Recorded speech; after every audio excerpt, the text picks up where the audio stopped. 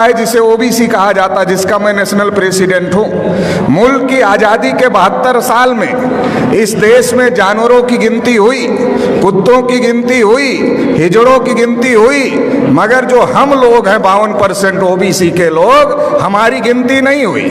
OBC के लोगों को ब्राह्मण हमेशा इस काम पे लगाता है कि इनको मुसलमानों से लड़ाई करने के काम पर लगाते रहो। जब ये मुसलमानों से लड़ाई करने के काम पर लगे रहेंगे तो ये अपने हक अधिकार की आवाज बुलंद नहीं करेंगे, और जब ये अपने हक अधिकार की आवाज बुलंद नहीं करेंगे तो इनके हक अधिकार पर ब्राह्मण कब्जा कर करके रखेगा।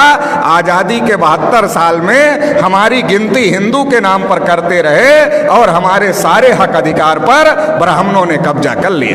1992 में जब मंडल कमीशन का मामला खड़ा हुआ था, ओबीसी के लोग अपने हक अधिकार की लड़ाई लड़ रहे थे, तो ब्राह्मणों ने बाबरी मस्जिद का मामला खड़ा कर दिया, राम जन्मभूमि का मामला खड़ा कर दिया, और ओबीसी के लोगों को बाबरी मस्जिद के मामले में आगे कर दिया, राम जन्मभूमि के मामले में आगे कर दिया। बाबरी मस्जिद गिरा दी गई।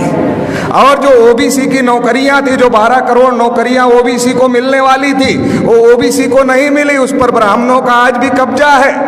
और मुसलमानों की मस्जिद चली गई, मतलब हमारी नौकरियां चली गई, आपकी मस्जिद चली गई, और रिजल्ट आया ब्राह्मणों के फेवर में, मंदिर बन गया। अभी मोदी जी अपने को ओबीसी कहते हैं, मगर उन्होंने ट्रस्ट घोषित किया, ट्रस्ट में एक भी ओबीसी के आदमी को मेंबर नहीं बनाए।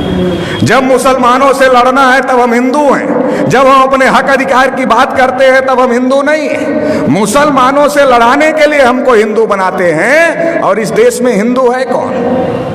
ओबीसी के लोगों को ब्राह्मणों ने हजारों साल से शूद्र बनाकर रखा, पढ़ने लिखने के अधिकार से, धन संपत्ति रखने के अधिकार से, बोलने सुनने के अधिकार से, सभी अधिकार से वंचित करके रखा। लिखा मनुस्मृति में, अगर आंख से ज्ञान देख ले तो आंख में सूजा डाल देना चाहिए, उच्चारण करे तो जीभ काट लेना चाहिए, और अगर कान से ज्ञान का एक शब्द सुन ले तो कान में शीशा पिघलाकर डाल देना चाहिए, ये लिखा। शेड्यूल कास्ट के लोगों को अछूत बना के रखा, आदिवासियों को जंगल में रहने के लिए मजबूर किया। तो देश में हिंदू है कौन? ब्राह्मणों ने हमारे ऊपर इतने जुल्म ढाए, हमें अछूत बनाया, हमें शूद्र बनाया, हमें जंगलों में रहने के लिए मजबूर किया। तो हमारा धर्म और ब्राह्मण का धर्म एक नहीं हो सकता, हम हिंदू नहीं है। आप रामायण पढ़ लो, महाभारत पढ़ लो, गीता पढ़ लो, वेद पुराण पढ़ लो, श्रुति स्मृति पढ़ लो, कहीं पर भी हिंदू लिखा हुआ नहीं है, क्योंकि ये हिंदू हिंदी भाषा का शब्द नहीं है, ये हिंदू संस्कृत भाषा का भी शब्द नहीं है, ये पर्शियन भाषा का शब्द है, जिसका अर्थ होता है हारा हुआ, नीच, कायर, काला, चोर, गुलाम।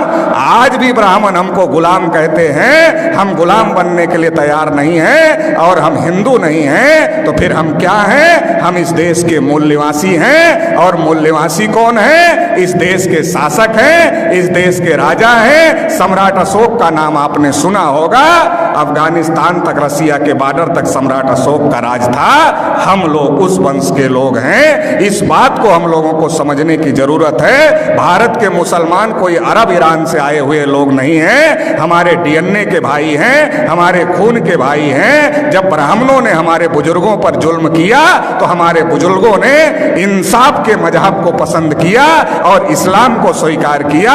भारत में जो मुसलमान हैं हमारे डीएनए और खून के भाई हैं, इस बात को ब्राह्मण जानता है। इसलिए दंगे में हम मरे या दंगे में आप मरे, ब्राह्मण की सेहत पर कोई फर्क नहीं पड़ता है। हमारे और आपके बीच में ब्राह्मण आ गया है, उसको बीच से हटाना होगा, भाई को भाई से गले लगना होगा।